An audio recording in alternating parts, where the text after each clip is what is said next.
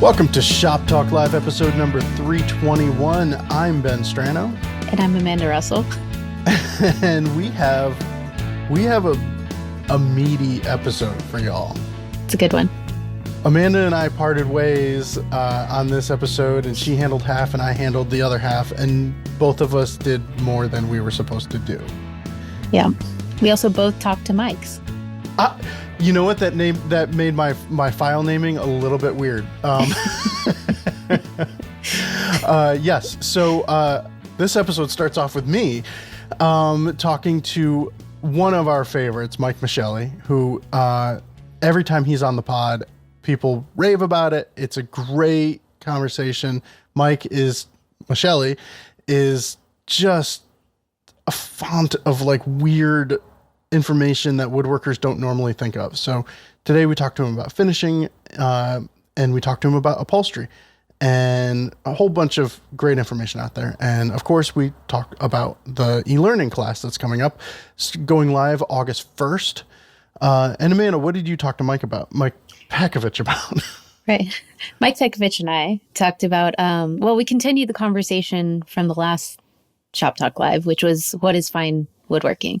And It was good to have, we needed his perspective on, you can't bring up a question like that and not ask Mike what he thinks about it. Yeah. Like he saw the question, and I mean, he mentions it in your conversation, right, but yeah. It was very clear he wanted his say on it. So the boss gets what the boss wants.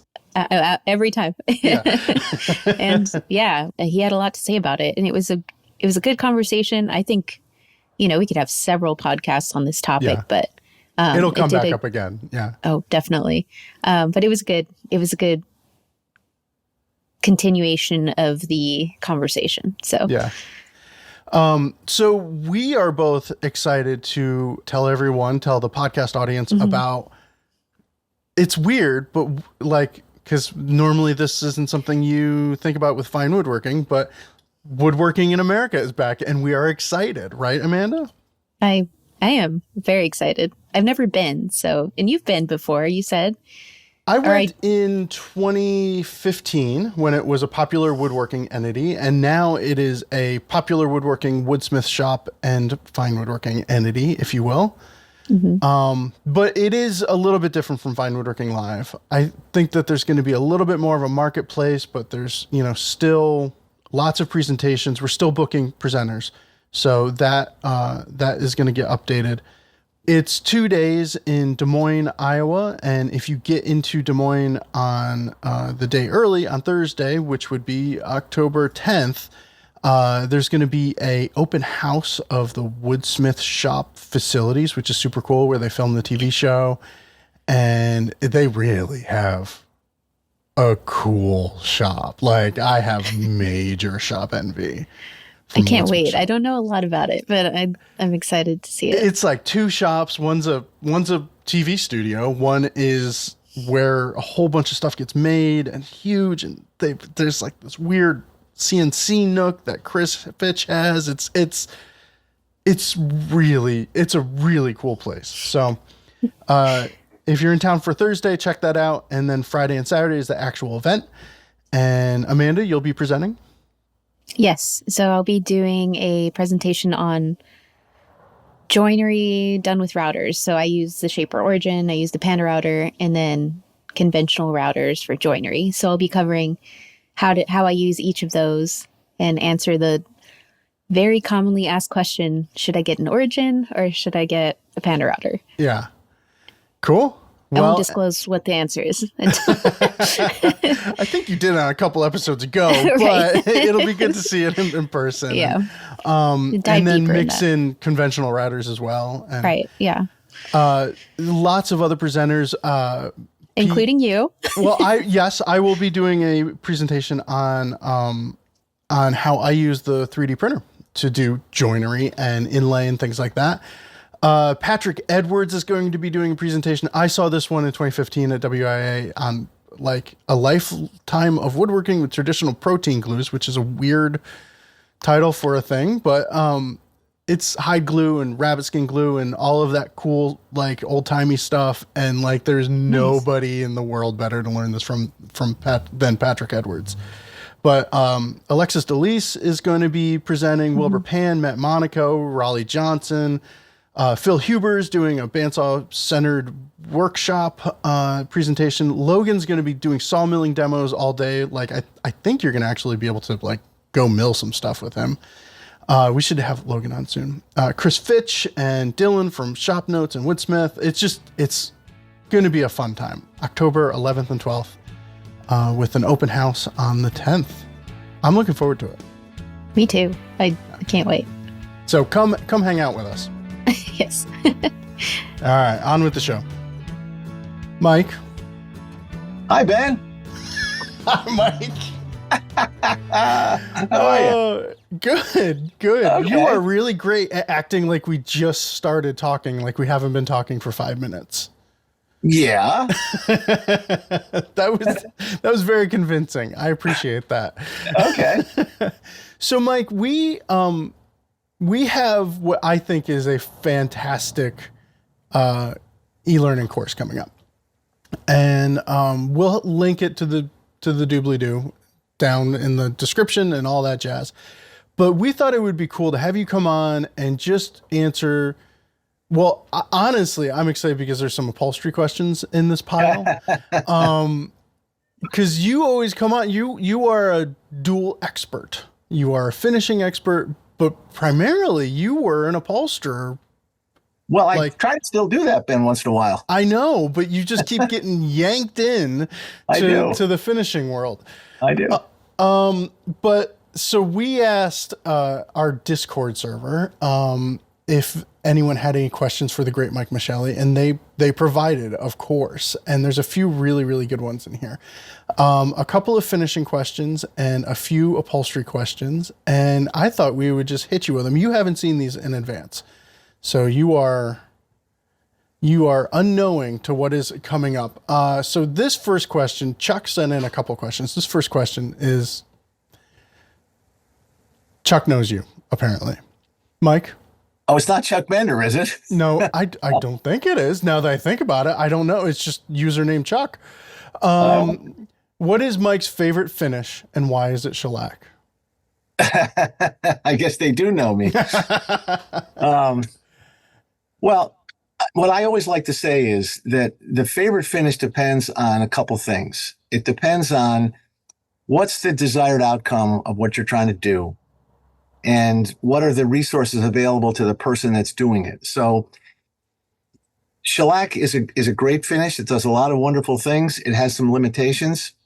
It's certainly something I would go to very often, even if it's just as a pre-finish or a conditioner or a base coat, and then put something else on it. So in some cases, shellac is the final finish. In many cases, it's not. And in some cases, depending on what you're doing, it may not be part of a schedule at all.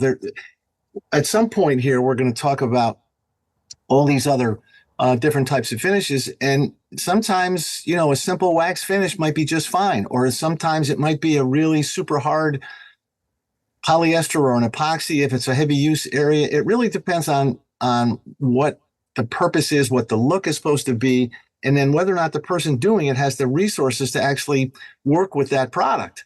Mm-hmm. But the easy thing is shellac is so forgiving. You don't really need special equipment. You can put it on with a brush, with a pad. You can spray it with a rattle can. So it has a lot of benefits that way, particularly for people who are uncomfortable with a complicated schedule of finishing it, because it's easy. And if you screw it up, you take some alcohol, you take it off. I think that thinking back to my first time using shellac, it seemed intimidating because it happens so fast. Well, there is that. I mean, the alcohol flashes off quickly and boom, there it is. But that's, also a big advantage. In many cases, you can use that quick dry time to help you. Mm-hmm. Do you ever recommend that students apply shellac to a sample board or something like that, and then do just what you're talking about and take some denatured alcohol and and try and remove the shellac? Oh, absolutely. I'm a big fan of sample boards, particularly if, I teach this, as you know, a fair bit, and I've come down to what I call the Pekovich doctrine. Okay. It is to get a really, really great finish, pick nice boards. Yeah. Well, yeah. Okay. Okay. So if you have the luxury of having, like all the wood from the same tree, and it's oriented, in a consistent way, and there's a few offcuts or scraps, that's the absolute best way to rehearse your finishing, is to try it on some extra pieces or leftover pieces. And the other thing is, certain woods are more forgiving. I just had a question from a former student recently about gluing up a door for a cabinet, and the one board was from a different tree. It's cherry, and the outer boards on this glue up were a warmer cherry because they had been aged a little bit, and the newer one was a newer piece from a different tree, and it was distinctly lighter color. So what do? So there are, a lot of problems for finishing can be resolved if you come into the process with a consistent piece in the beginning. However, there's an awful lot of pieces out there in contemporary furniture where they celebrate all of the differences in the woods. And they want to let all those colors speak out, whatever they are, from sapwood to dark to whatever, and they want that. So that's just a real taste and style thing. So where do we start with that question? You want to remove shellac. Well, yeah, a little steel wool and some alcohol, and you take it off. I think that one reason why I bring it up is I never tried to do it until I needed to do it. Yeah. And I was like, oh no, did I just ruin this piece? And then it was put some shellac or put some alcohol on it and take the shellac off. I was like, oh, okay, that's not that bad. But like any skill, it's best to practice the skill before you need the skill. So yeah, and the thing about removing the great part about alcohol is it dries quickly, flashes off quickly. But if you're removing shellac finished with alcohol, it's really difficult to manage where the alcohol is going to run. So if you're doing it on a finished piece and you only want to, say, strip the top, you've really got to mask off and protect the parts that you don't want the alcohol to hit, because the shellac is susceptible, even if it's just a little drip or a sag.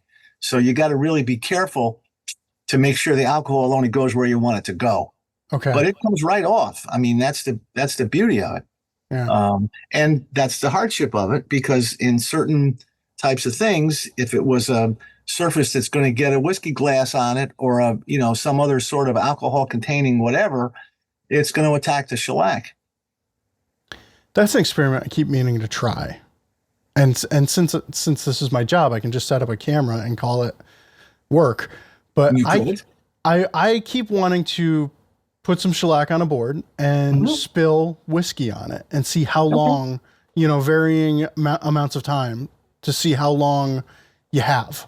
Do you think it's immediate? The higher the proof of the alcohol, the whiskey will make a difference. If it's a low proof, low alcohol containing spirit, it will take longer, but it definitely will attack the shellac. The other thing that, is tough is like nail polish remover, acetone, any of the higher power solvents will attack it. Okay. Okay. So a follow-up question or a related question from Chuck. And this actually spurred on a pretty good conversation. This one says, on a serious note though, what is the benefit, if any, of the French polish technique over a brush when applying shellac?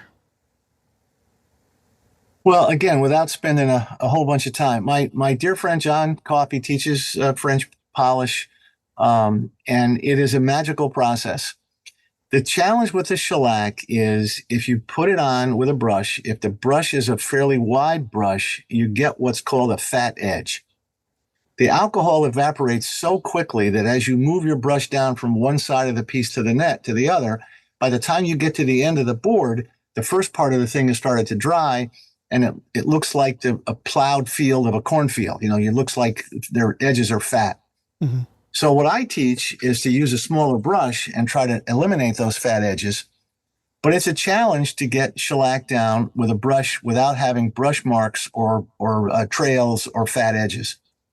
And the other thing about a true French polish is that you have a little bit of the heat and abrasion of the pad, which helps the shellac mush together. Well, there's a technical term. I like to try to think about a shellac film like bubble gum. So you're putting down this liquid and you're asking the shellac resin to come back together, as a film. And the action of the pad actually helps it. So you're spreading it out and you're smoothing it. And for some people, if you add a little bit of abrasive, a little pumice or something, you can actually also polish the surface of the wood. So there's some benefits in it. I think I know, several hundred people in this business, and everybody has a little bit of a different spin on how they French polish. I was with somebody recently who's a professional, and he puts a whole bunch of shellac down with a pad, what we would call bodying up, or in other words, building up the layer of film. And he lets it sit for a few days, and he cuts it back with a very, very fine abrasive, like 2000 grit wet dry sandpaper to level it off. And then he'll finish it, so that's another variation on a theme. There's lots of ways to get to a really nice, even shellac film. But the main thing I would say for advice is, if you're going to try to brush shellac, I should add before I say that, it also matters what the cut of the shellac is. If it's, relatively thin, like a 1 pound cut, it's going to be a little bit easier to work with. But the advice is, don't use a big wide brush with square edges, because it's really difficult to manage those lap marks or fat edges. In the course, you apply shellac with a brush, and it's a little teeny brush. Yep. Yeah, it's shocking to me how quickly you're moving too. It's a workout. It really is, and it's actually, I'll call it more like a dance. You have to look at the piece and you say, okay, this brush will get me roughly the size of a business envelope. That's as much as that brush will hold. So how am I going to attack this? I'm going to go here, then I'm going to go here. So it's kind of a rehearsal of the movements to say, I'm going to get this all down. But the great thing about shellac is that no matter how many times you apply it and with what method, it forms one continuous film. Mm-hmm. So you're not worried about having it, overlap itself or not bond or whatever. It will bond to itself forever. And that's the great part. So if you miss a spot on one pass of an application, you can come back the next time. That's what French polish does. You make circles or you make figure eights or whatever you do. Eventually you get all the spots and it all chemically bonds back together as one continuous film. And that's really a wonderful thing. So one more question about French polish though, for you, because I think everyone has a different answer to this question. For you. Yeah. Is French polish a result or a technique? In my opinion, it's a technique. Okay. It is a way of applying. Now, there is a difference between applying shellac with a pad, which I would call wiping, just like you wipe a thin varnish. All right. French polish is a technique where you're actually using the heat and the abrasion of the pad as part of the process. It's not just a simple wipe over. It's actually a physically demanding process where you're really manipulating that shellac with a pad physically. Mm-hmm. Okay.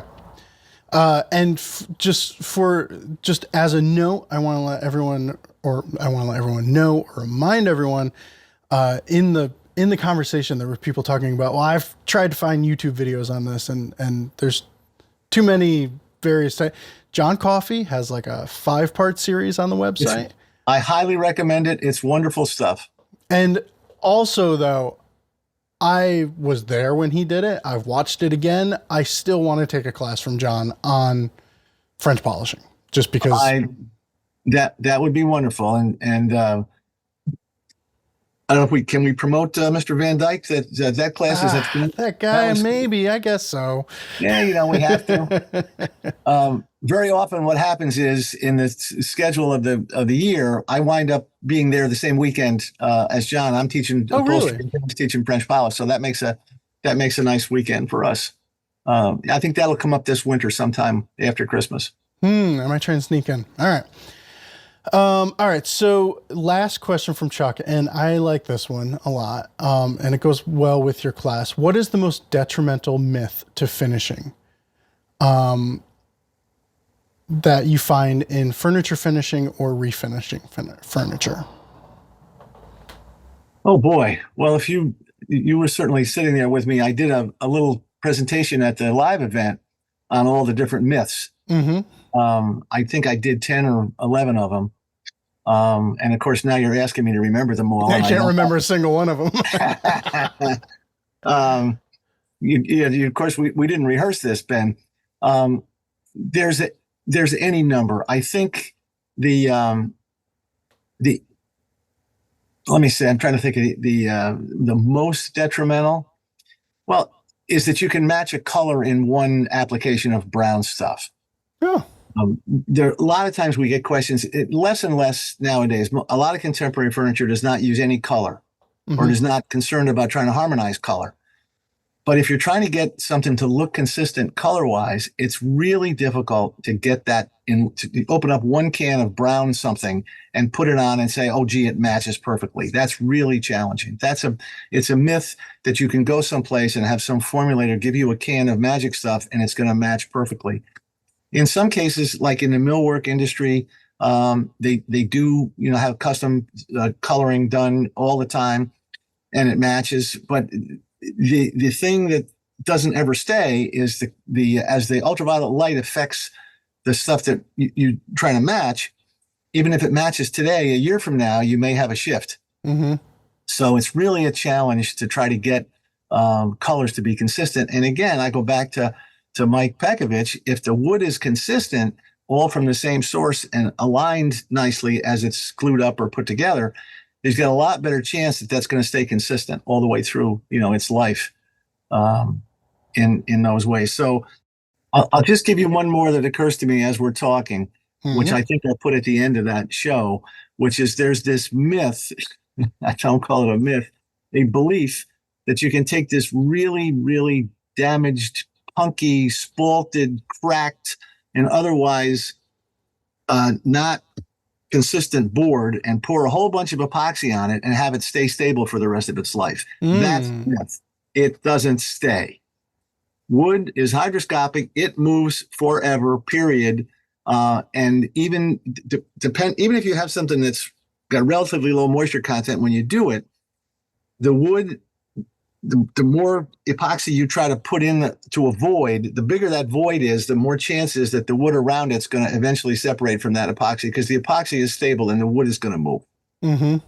So I just wonder what's going to happen to all those tables and all those things over time, particularly if they're in an environment where somebody moves from, say Maine to Arizona, where it's the relative humidity is hugely different and the wood all of a sudden decides to move a little bit. And then, oh my goodness, my table cracked.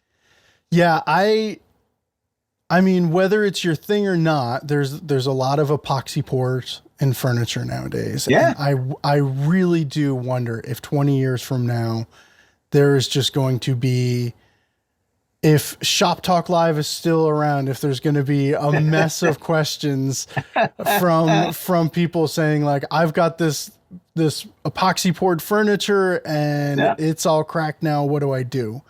Uh-huh. Well, again, it depends on the species of the wood. It depends on how damaged it was. It depends on how wet it was. It depends on the conditions it's in. But what you're doing is you're marrying something that's not going to move to something that moves.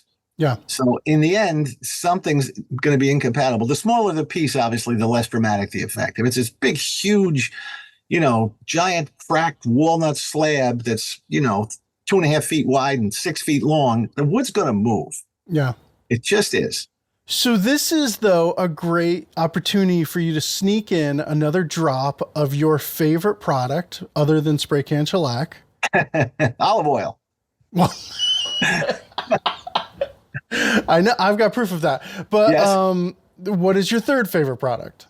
The flexible epoxy. Yeah. Now, okay. Of course, you're not going to use G-Flex epoxy for a table pour, right?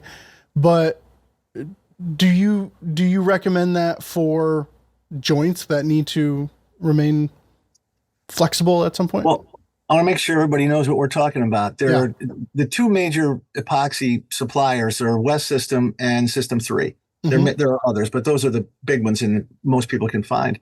On the West System side of the product line, they have a product called G Flex. Comes in two flavors. There's a G Flex 650, which is more liquid, and there's a 655, which is more like toothpaste. It's thicker. I have used, and the marvel of this product is that it was formulated to repair the rubber boats that they call Zodiac boats. It's for the marine industry.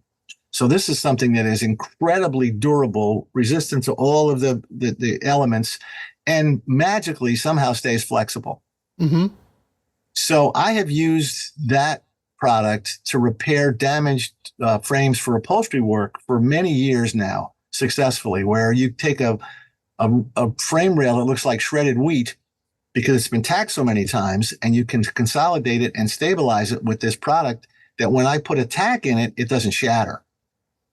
So for that purpose, it's wonderful. I've never really tried it on a large, like a pour, like a charcuterie board or something. I've never tried it for that. Yeah.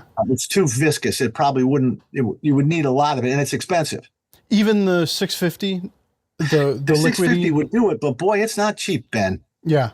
2 little bottles of 650 are probably almost $40 now. Yeah. And it's, altogether, you're only going to get about, 7 or 8 ounces out of it, 10 maybe. Do you know if vast amount? Do you know? I know that you are BioWest Marine, so you generally use G Flex. Do you know if System 3 or Total Boat have an equivalent, or they do? And I don't know the names of those products, but I know System 3 for sure has a flexible. Okay. And the other thing is that on both sides they have all the different additives, where you have these micro balloon type fillers. West has about 10 different ones for different purposes to body up the epoxy depending on what you're doing. Yep. So we can get into a whole big discussion about epoxy, but on the upholstery side, it literally changed the way I do what I do with antique pieces, because there's stuff that you would have either to replace the tacking rails completely or sister on a new piece of wood or do something, where in this case, you can take a busted out corner of something and you can stabilize it with this product, and you can reupholster it without having to take the whole thing apart. It's pretty cool. Because from a conservative standpoint or conservator standpoint, you're trying to keep every original element that you possibly can. Well, yeah, but there's a trade-off there, which is that for the longest time in the museum world, the conservation world, the goal was to have any treatment be reversible. So you're using something like shellac because you can get it off. You're using hide glue because you can disassemble. You're using, like a paralloid, like one of the acrylics, because you can reverse them with mineral spirits. So the great thing about epoxy is that it solves a problem. The bad thing about epoxy is it's not reversible. Oh, okay. So it depends on the conservation of that particular piece. If you're saving a rail of a historic piece, the trade-off is let's keep 90% of the wood that's here by consolidating it with epoxy, as opposed to some other purpose. And there's other ways to work around those things with damaged rails, but epoxy is magic stuff. I mean, it really is. And this flexible stuff I've had stuff that I've used years and years ago that has stayed flexible. To go back to your question about joints, I think all the woodworkers who are listening will understand when I say that the best joint is one that fits tightly and is properly glued, properly being hide glue or yellow glue, whatever. If you have a really, really loose joint, particularly if it's a round tenon in a round hole, you can slather it up with epoxy or Gorilla Glue or something else. But in the end, if you don't have that tight mechanical fit between the pieces, none of those adhesives are going to hold it together. Mm-hmm. The best answer is the pieces need to fit correctly. Yeah. I mean, that's the best fitting joint. That's not to say that I have a whole bunch of friends in the restoration business that put epoxy in joints, because sometimes that's the way you do what you do. But in the end, the best joint is the one that fits properly. Yeah. All right. Okay. So we slowly and naturally, I'll say, transition into. And we don't even know, Chuck. We don't, unless it's. All right. So this question is from Discord user Bevel Up. And he asks, or they ask, What would Mike's recommended references for upholstery and woven surfaces, cord seats, be for those who want to incorporate such things into our projects? What books, articles, videos should we be inhaling? Now, you don't do much woven cord kind of stuff, right? No, actually, there have been a number of articles over the years in a magazine that you're familiar with. Maybe we'll Fine Woodworking? Yeah. Okay. I think there's a couple of issues a couple of years ago. There was one on Danish cord. Yep. I think we had one on, I think Chris probably did at least one on shaker tape. There's a wonderful book, and again, you're asking me to do this off the top of my head. There's a book called The Caner's Handbook, as in hand cane, Jim Wides. That's really sort of the one everybody goes to for woven.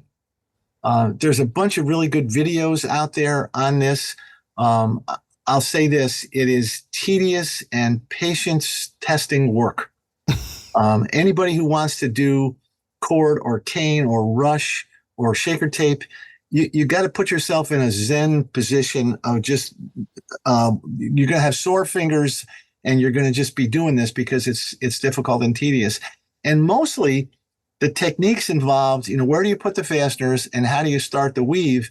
And the weaves are not complicated unless you're doing some elaborate diamond pattern or some, in that caning book, he's got ovals and, there's all kinds of fancy stuff, but the basic work is pretty simple, north, south, east, west to the diagonals.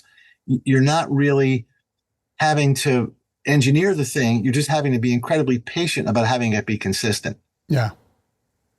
Particularly with the cord, and it tears up your fingers. It really does. It's hard.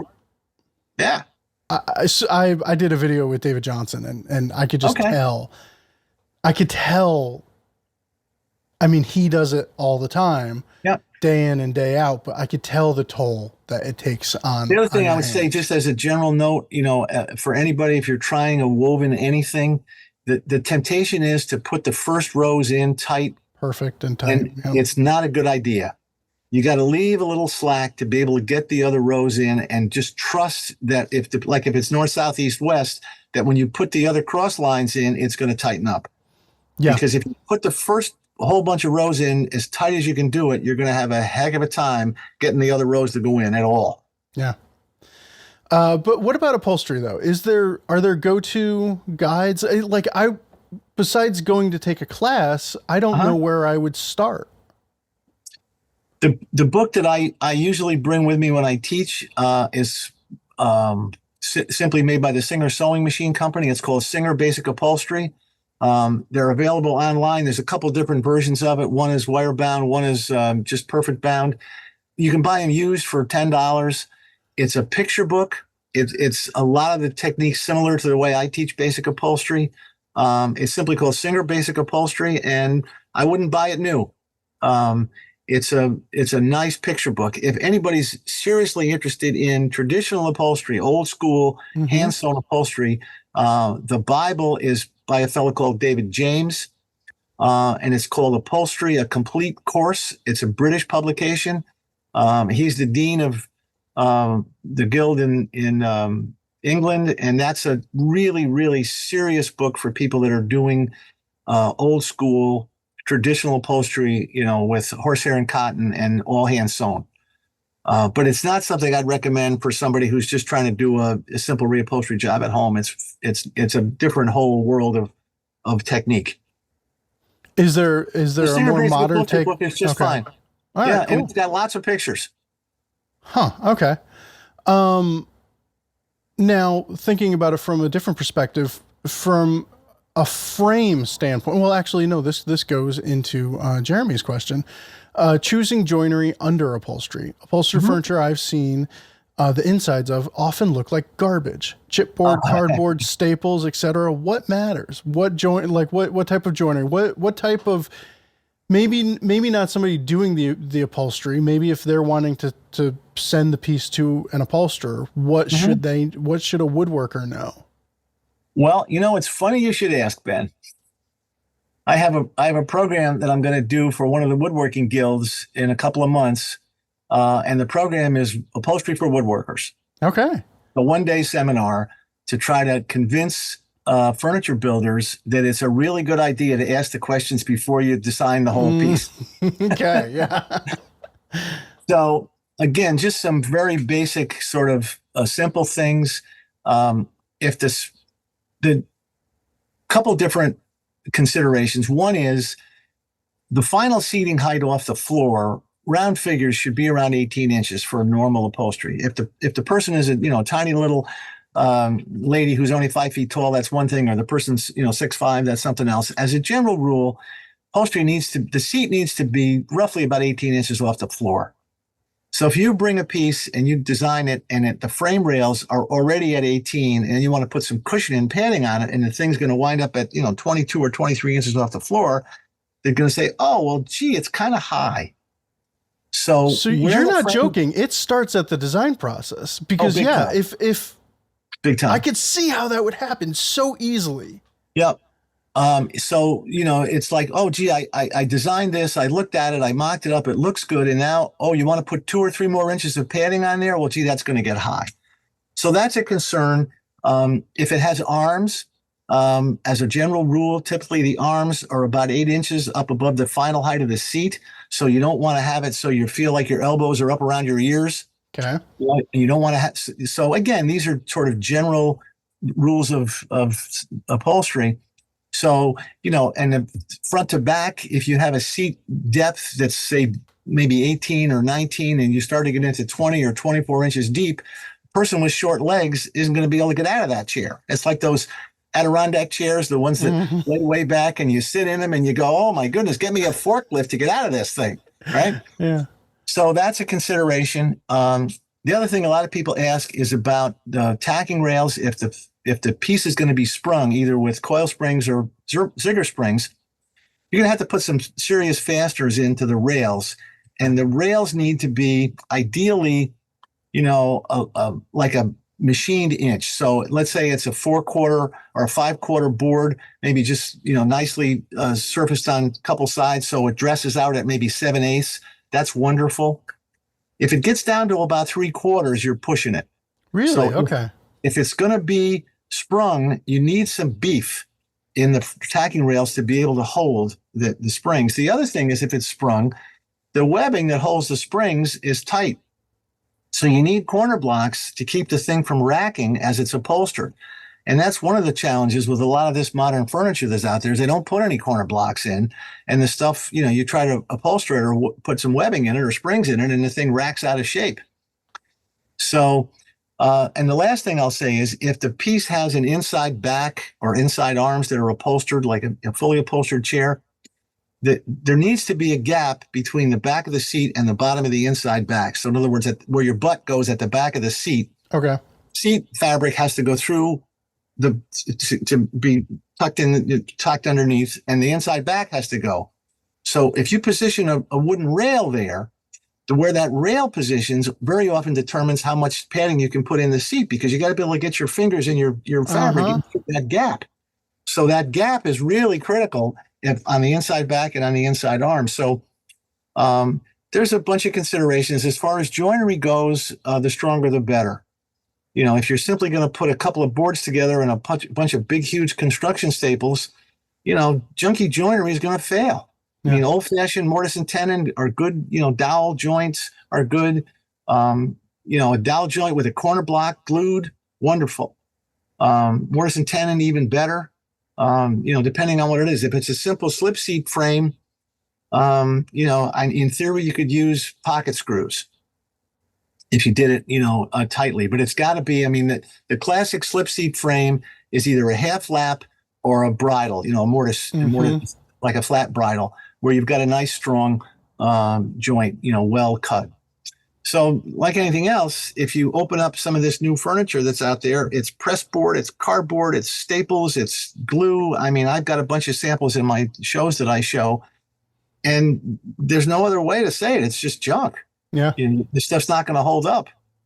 And again, a lot of the contemporary furniture that's out there doesn't have any springs in it anyway. They're relying on, big, huge foam cushions to provide the comfort. So, it's not the same thing as if you're going to spring something. But the big, huge foam cushions break down eventually, right? That's the problem there. Well, yeah, especially if it's cheap foam to begin with. Okay. I mean, a good quality foam, the stuff that my supplier provides that I've been using for years, they guarantee that for 10 years in service. But I've got pieces out there that I did 25 years ago that they're good. So it depends on the use and, so on. But there's an awful lot of really, really cheap foam, particularly at the local discount stores like Walmart or Hobby Lobby. The stuff is just not good quality, and it breaks down and within a year or two, it turns into. So when would you recommend somebody go with a sprung seat as opposed to just good quality foam? Well, it's a really different feel. It's a different sit. The whole point of upholstery is that when the person sits down, you want what they sit on to give a little bit. If you sit on a wooden or a metal folding chair, they give you a solid plywood frame with a little piece of 1/2-inch foam, and you sit on it and you go, boy, this feels like sitting on a board. Well, because you are. So that seat deck that you sit on, it needs to give. And in the old school way, coil springs provide a very different thing, almost like a mattress. Say, what's the difference between a sprung mattress and a memory foam mattress?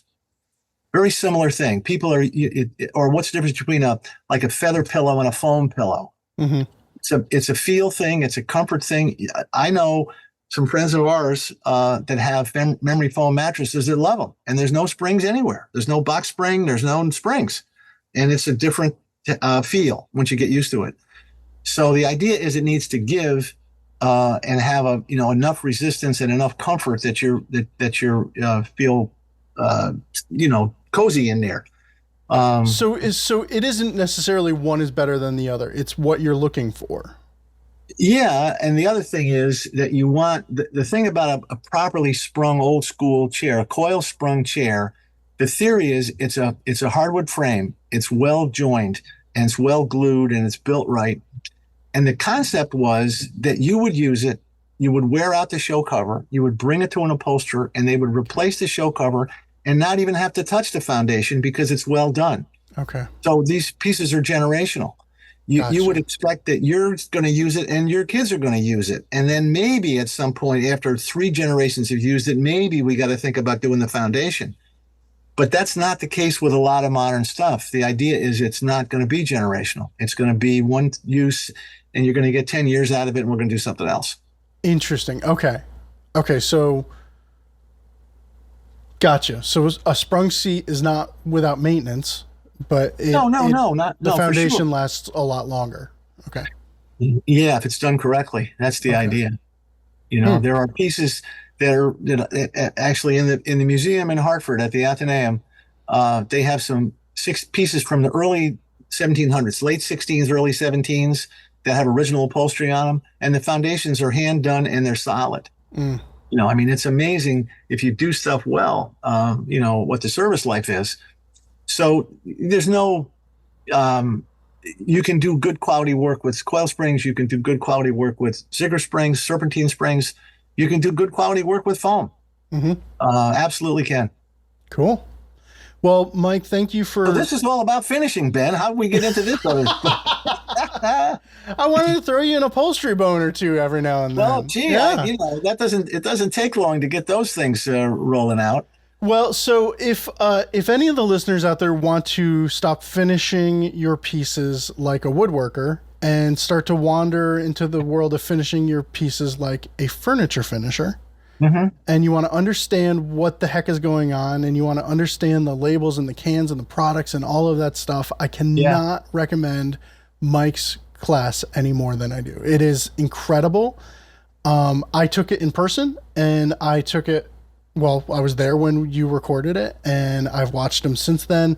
You really dispel all of the weird information out there and make everything legible to the layperson. So that's my recommendation. I want to put a plug in here if I can. Yeah. In the last issue, I got the thing right in my hand here. Issue 311, the one that has Chris Schwarz on the front cover with this Irish stick, or the stick chair on the cover. Yeah. In that issue, there's an article by a fellow who I have just recently connected with, Adam. He's great. On the new hard wax oil finishes. We had a great conversation. He did a wonderful job doing an evaluation of a whole bunch of these really popular products. I highly recommend everybody, if you don't have that issue, go look it up and read that article a couple of times. There's a chart on there where he compares and contrasts, some of the pros and cons of all these different finishes. And the reality of the world is that so much of the chemistry of traditional finishing is going to be regulated out of our retail use, that there's going to be more and more interest, I think, in some of these other type of finishes. So it's a great thing to get an introduction into all those finishes. And Adam did a really, really good job. Good. So I want to just plug that because it's something I didn't do, and I'm going to use his work to build on. Yeah. Well, but you do cover hard wax oil finishes. I do. In the and class. the soft waxes too. Yeah. There's soft waxes and hard waxes, both. Both have their place. I do mention it in the course, but this is a much more comprehensive analysis of the various products out there. There's a couple that he didn't test that I know about that we talked about. But the market's going to be full of these products because it's the current, popular thing, so to speak. Yeah. Cool. So I think that's just fine. I mean, there's no bad finishes. There's just finishes that have different properties. And I think what you're trying to say is my goal with the course was not to say, here's the exact right recipe for this thing. Here's the right finish. Here are the building blocks of how these things are made. And you can make some intelligent choices about which ones are going to serve that purpose of that piece. Yeah. In some cases, it's something easy. In some cases, it's more complicated. But the building blocks are the same. So that's what the force is. And I hope folks like it. I hope they get some benefit out of it. And I guess we're going to do a follow-up on this at some point in the future. We'll do some questions and answers from the class, maybe, right? Yeah, we'll do a live Q&A with the class when that's after, I think, 4 weeks or something like that. Okay. Yeah. But so I'll be seeing you there, and hopefully some of the listeners will see you there as well.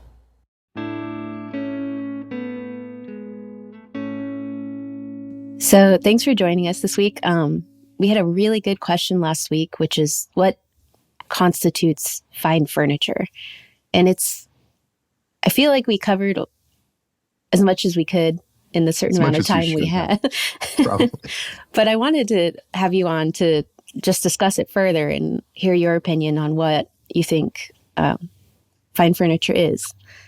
And, it's, again, I feel like we covered it pretty well, but it's good to hear different perspectives, and it sparked a lot of feedback from people. So we thought we'd just continue to cover this.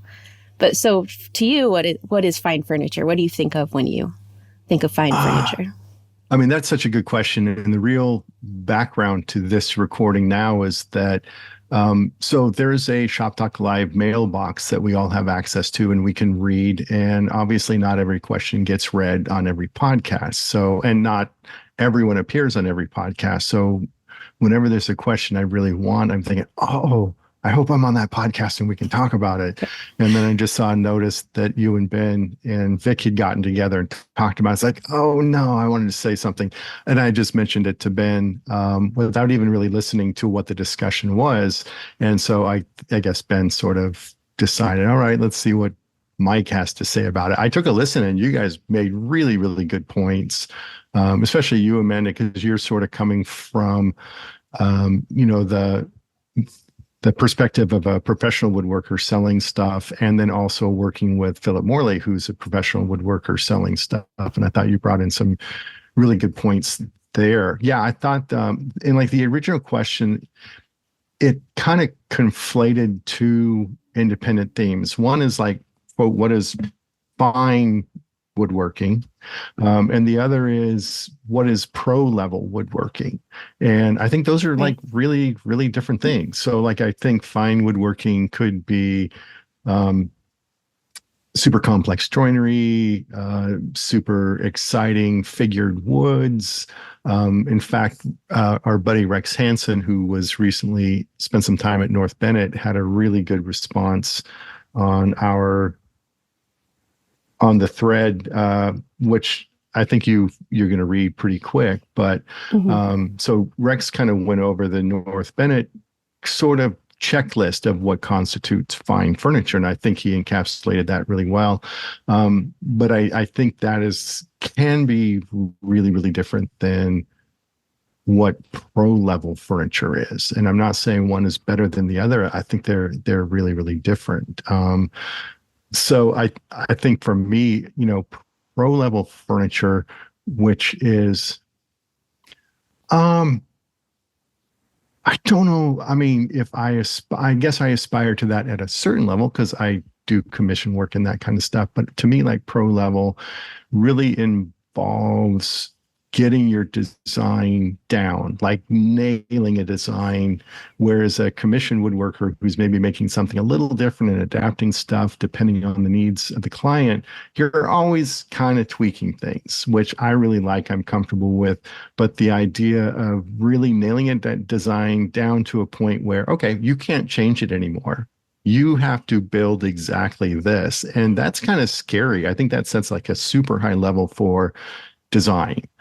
Because beyond that, if you're making the same piece multiple times, then it gets into the jigging up, the engineering of the piece, which you're excellent at and Philip's excellent at. So I think that takes it. I think the pro level often has to do with really nailing the design, which is difficult. And from there, really working up a methodology to be super efficient about what you're building over and over. I like Phil's work very much. I think Michael Robbins, if you're familiar with his work, he's an excellent professional woodworker. I would say he has a very limited production shop. I think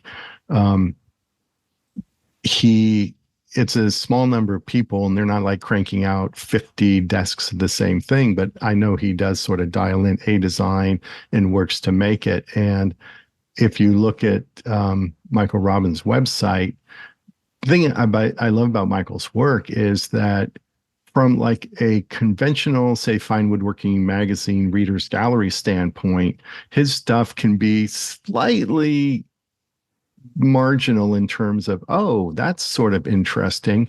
But when you look at his body of work as a whole, it's super cohesive. And like, oh, that's a Michael Robbins piece. So I think design also entails developing, I guess you could say it's developing the brand. But and it gets to the point where this notion that if people are aspiring woodworkers and they want to, become professional, go into the business of woodworking, a lot of times we get confused. We think that our ability to cut a dovetail is what will separate us from the rest of the crowd. Like I can cut a dovetail super clean, therefore I can, hang out my woodworker sign and make a go at this, where everybody can cut a dovetail. Every router, jig, every CNC machine, whatever you want. Probably the Shaper Origin can cut dovetails too. So the dovetail's like, no, it's not the dovetail. It's the design of your work, which is really going to set yourself apart, can be sort of eye-opening for a lot of woodworkers who are thinking, look, I've really invested in getting good at this crafts. I'm a craftsman.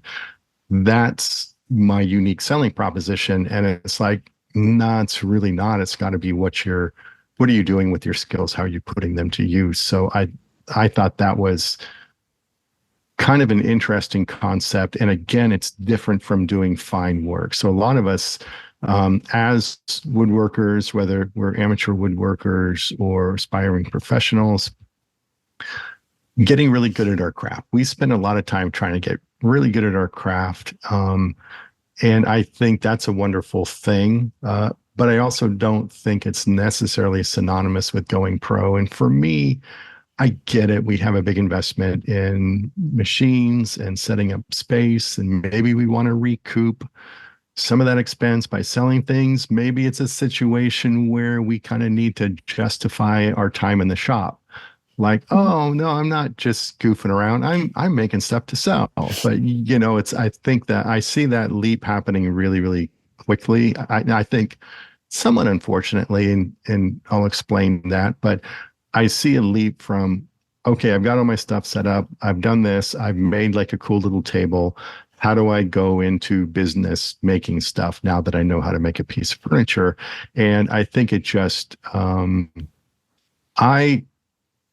yes, I monetize what I'm doing through teaching, through writing, through commission work. But at my heart, I'm an amateur. And I don't mean that as a pejorative. I don't mean that as, oh, well, he's not professional. He's just an amateur. I think being an amateur means you're able to make whatever you want and use the techniques you want without worrying about their efficiency, without worrying about, is this design too weird for other people to buy?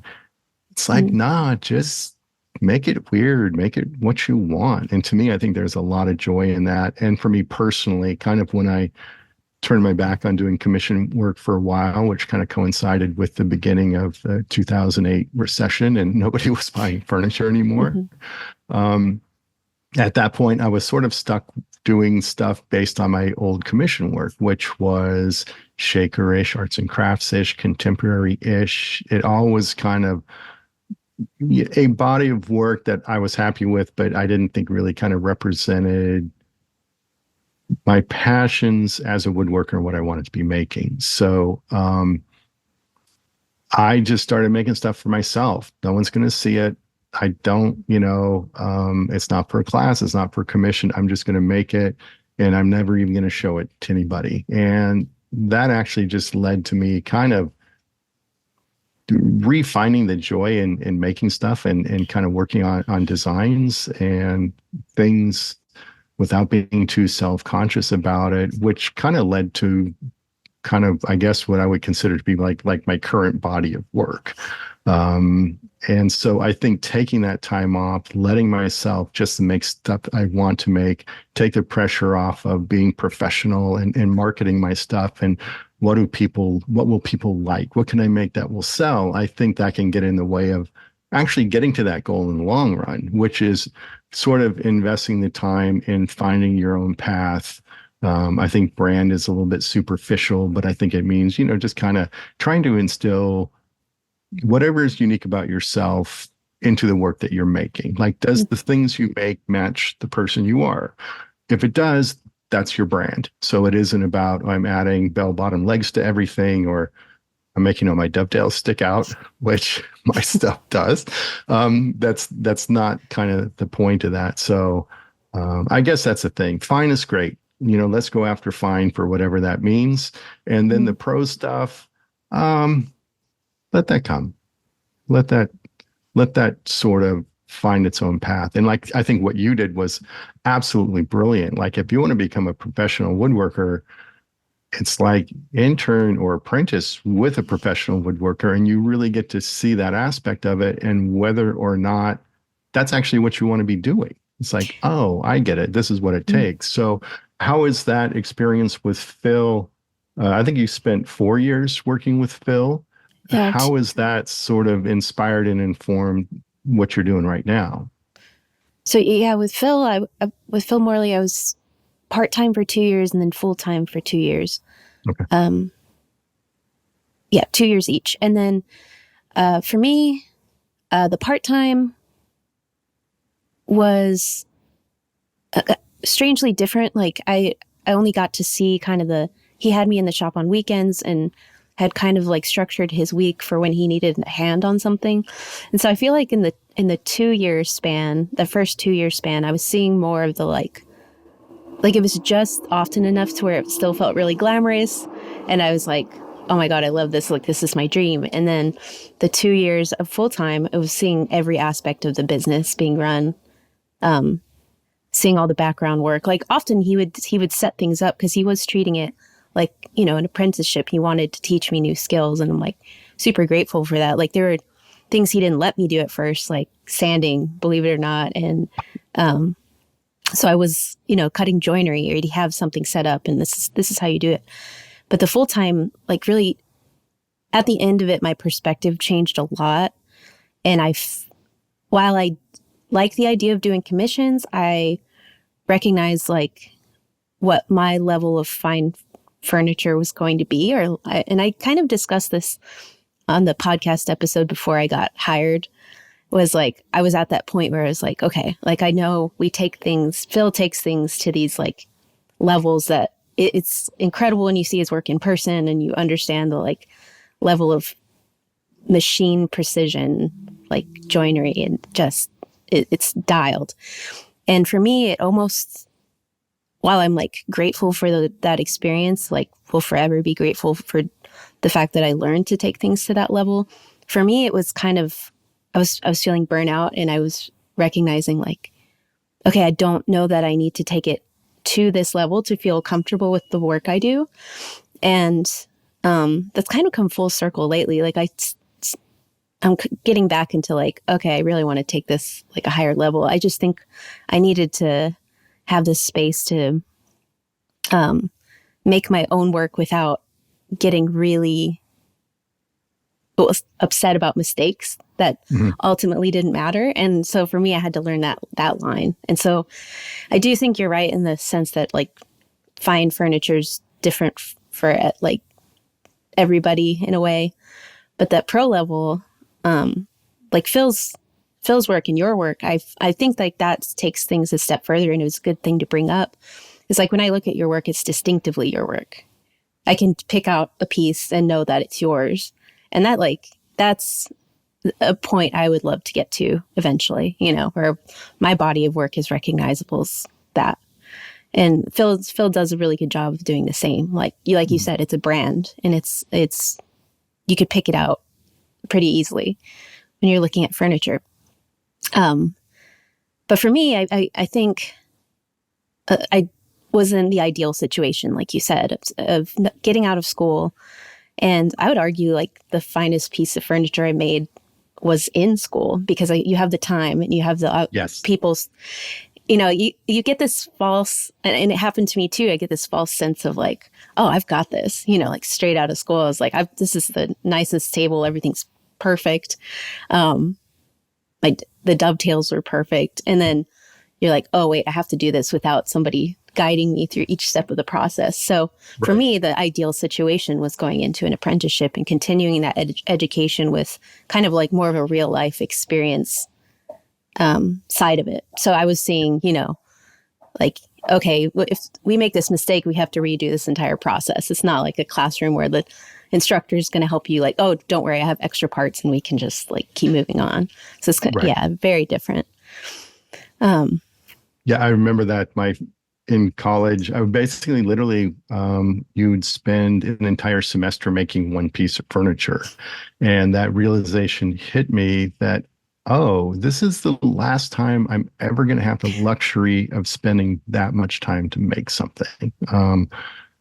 And that was kind of true for a really, really long time. And then, you know, you kind of realize, well, you don't need to spend a whole semester making what you want to make. You know, maybe you can speed up the process a little bit.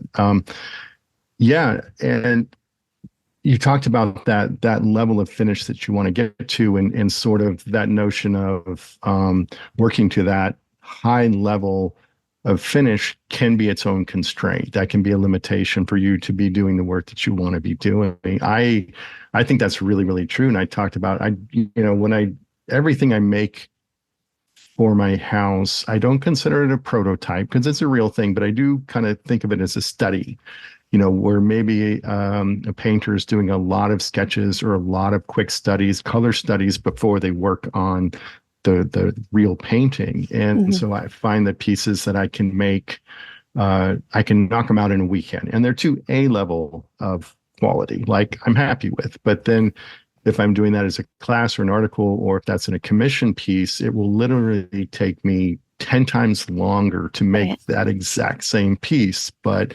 the good thing is that the really quick piece let me kind of find the spark of what I really liked. And then you can take that and then spend a lot more time to really refine that and hone that in. I find that if I start in that super tight perfectionist mode, I can't create within that mode. Like if I start there in a commission and I'm super tight to begin with, the piece, don't tell the people who buy my furniture in the past, but it was a little stiff. It was like correct. It was like super correct. And it was super tight and clean, but it was like, It wasn't, maybe it was lacking to me. It was lacking a little bit of a spark that I think has to come from a different mindset. So I have to build super quick, super fast, not worry too much about the perfectionism. And then I use that as a basis to then do more quote unquote perfect or evolved work from that. But the one thing I really want to ask you about, because I found this tremendously intriguing, is that when you said Phil didn't allow you to do any sanding, talk about that, because that's, I think, a cool concept. So it kind of gets brought up in the forum post we were talking about with Rex, which is finish preparation. And you can make or break, and I've seen this in classroom settings where, they're meticulous about everything up until the sanding. They pull out an orbital, and it's just like the shape of that arm is completely rounded over, and it's that the sanding edge profiles and just how methodical you have to be about it. It can make or break a piece, and it's very visible in the end result, like more than people would realize. And again, it's just he didn't let me sand for a long time, and he was very careful about allowing me to mill for a long time too, because on the other end of that, it's the foundation of everything moving forward. So if the millwork's not done correctly, you're out of square. Like that compounds as the project goes on. So it's those two things that I didn't get to do for a little bit. Yeah, it's funny. I mean, you often hear when people hear that I'm just working by myself in my shop, why don't you hire somebody? You can just get someone to sand or just to mill the lumber for you. And it's like, kind of to your point, are you kidding? Those are like super important. And the milling is not just flat and square in dimension. It's also like you start at the lumber yard, you're picking out boards and you're making do with what you have. And there's some sapwood or squirrely grain or a little knot. And you're kind of aware of that every step, from the rough lumber to knocking it down to milling and jointing. And on the jointer, you can start to get a sense of when the grain is straight, when the grain is reversing. And you get to know all of your parts there. Right. So then if you do pick up a hand plane at some point in your surface, you're familiar and you have an understanding, okay, this is going to be problem board. This right here, I have this knot I need to work with. Yeah. So it's like, even little stuff is important. So, and also to your point with picking up a random orbit sander, it's sort of a fine line between refining a surface and changing the geometry of the piece. Yes. Yeah, exactly. Both are good, but both need to be like super intentional as well. Yeah. You want to read Rex's note? Because I think that was a very nice summation of a specific philosophy of what we're talking about. Yeah, I'll read that. So Rex says, while at North Bennett Street School, I learned fine furniture in general is defined by 5 key characteristics that need to be properly executed. Failure in any one of these characteristics could eliminate a piece from being considered fine furniture. In my words, they are: 1, a hard copy plan. The design is well thought out, balancing form and function. This can include traditional, contemporary, or custom designs. 2, thoughtful material selection. High quality materials are selected having premium grain and color, often include rare, exotic, or figured woods to express the designer's vision. 3 is craftsmanship. The construction involves meticulous attention to detail, proper milling, accommodations for seasonal movement, and well-executed and proper joinery techniques to ensure durability for generations. Thoughtful hardware selection and installation is included here. 4 is finish preparation. The wood surfaces are properly readied for finishing to look their best and for finish to adhere properly. And then 5 is finish. The finish is carefully selected and applied to enhance the natural beauty of the wood, protect the wood from dirt, chemicals, and grime, and reduce movement or moisture. Often hand-applied techniques are used. So yeah, there's a lot here that I think is really interesting. We talked about material selection. And yeah, to your point about, milling is like, I remember when I learned with Phil, we were doing these arms for a lounge chair. And he was like, if there's a piece of sapwood and it gets like a cove cut out of it. And he's like, remember, like this might actually be the better piece because that gets removed eventually anyway. So you have to think ahead of like, you have to really be in touch with what those parts are, what geometry is like getting removed from that piece. He's like, that's a better arm. Yes, that piece doesn't have sapwood, but it really doesn't matter. And that's like another level of like thought that goes into part selection. Yeah, that's that risk reward where you can bury something where you most likely won't see it in a non-critical surface. Or if you put it in a critical surface, there's a 90% chance it's going to go away. So it's like, oh, I'm either going to get stuck with this knot where I don't want it, or it's going to be completely removed. So that's always that balancing act, which is really fun. Yeah. So North Bennett, typically they're doing traditional furniture. I think a lot of the work students are doing, if they're not reproductions of existing pieces, they're certainly inspired by traditional work. So that first one, and I know they're really, really big on full-size drawings. Have a plan before you start. And I think that's really important. And then the other thing is sort of wood selection, grain orientation, all that kind of stuff is super important. But I think it gives the impression that, okay, you start with your plan. Okay, now I can choose my wood to match the plan, and now I can build. And I think that is a really good chronology, but it can also differ from that. And I think, another philosophy would be kind of James Krenov's approach or George Nakashima, where they're super inspired sometimes by the tree itself, before they, George Nakashima talks about the soul of a tree, and James Krenov will get boards in the shop and just like look at them for a month. I don't want to misquote James Krenov, but I think that's kind of the basic idea is that he will look at a board, he'll look at the grain, he'll look at the curves, and that board itself will start to inform the piece that is made from it. So those things get kind of flip-flopped. And then I think the plan is super important, but another thing sort of coming out of that Krenov philosophy, Tim Coleman did a wonderful article for us on designing furniture. I forget the word he used, but basically he allowed the design process to continue through the build process, which you don't start without an idea, but you're able to leave enough room to refine ideas as you build. It's more kind of free form. You don't want to get yourself in trouble by committing to something and then not like it. But and it can be very much misconstrued as, oh, I don't need a plan to get going. Like James Krenov's story was famous for the notion of, oh, there's just a scribble on a napkin and that's all he needed to build a piece of furniture. So as a student in college who was super impatient to get to building, I thought, oh, I don't really need to know what I'm making. I'm going to build these boards and cut some dovetails and I'll figure out what I want to do with it later.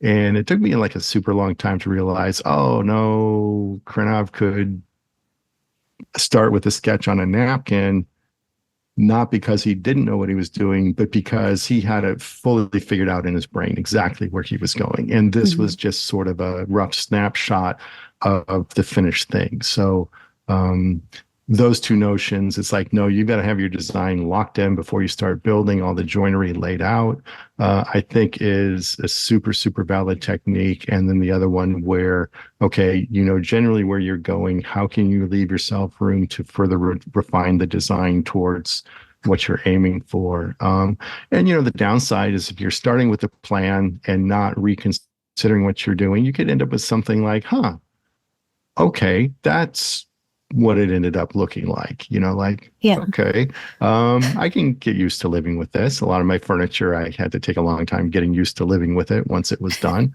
And the other thing is that if you're starting with an incomplete idea and you don't have a goal, you can get kind of lost a little bit and lose track of what you're actually aiming for. And then if you find yourself in a place where, is the leg going to look bigger, thinner, or fatter? Is this hardware going to look better than this hardware?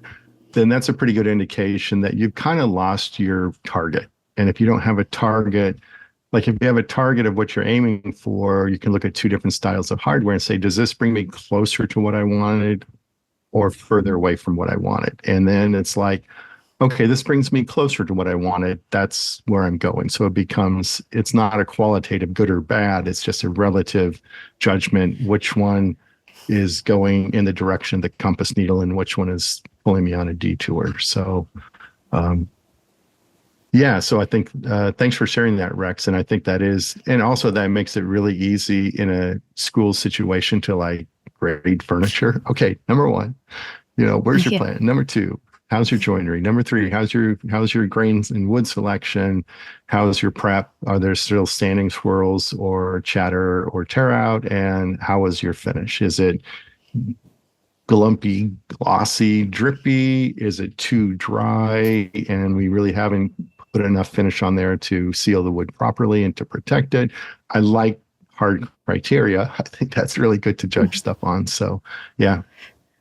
I agree. And I think this is a really good way to structure how you build furniture before you start kind of developing your own design language and getting to the point where you've done something so repetitively you don't have to think and necessarily plan all of that out. Like, I already know what this looks like. And if you built enough tables at some point, you're like, yeah, I could sketch out a table and go and execute it. Right. But again, like having structure like this, like going to school for that and having a way to like, okay, this is the checklist of like what I need to meet. The rest of that comes later, like the improvisation and, design decisions, stuff like that. But to me, this is a really good foundation of what to look for, what to strive for. Yeah, I agree. And I think your kind of foundation with Phil, even though, that also was a good starting point for you to go wherever you wanted to go. And I think for Rex, and if you spend a couple of years at Krenov School, formerly College of the Redwoods, that's going to be a really, really good foundation as well. And if you spend 27 years as an art director of Fine Woodworking, laying out articles by hundreds of brilliant woodworkers, for me, that has been a tremendous education as well. So, it's like the longest tenured grad school student, which means I've either learned a lot or I'm really bad because I haven't graduated yet and I'm still learning. But yeah, start somewhere. I think that's the goal. Find a place to start and then just keep moving forward. So. Well, that does it for this episode of Shop Talk Live. Head on over to finewoodworking.com/e-learning to get more information about Mike Mascelli's e-learning course. It's going to be great. And also head on over to Shop Talk Live, check out the show notes so that you can sign up to join us at Woodworking in America 2024. It's going to be a great time. If you are watching on YouTube, click that thumbs up button. If you want to give us a 5-star review on iTunes or whatever they're calling it these days, that would be great. If you have any questions you'd like answered on the show, please send them in to shoptalk@finewoodworking.com. We'll see you in 2 weeks with another episode. Thanks for listening.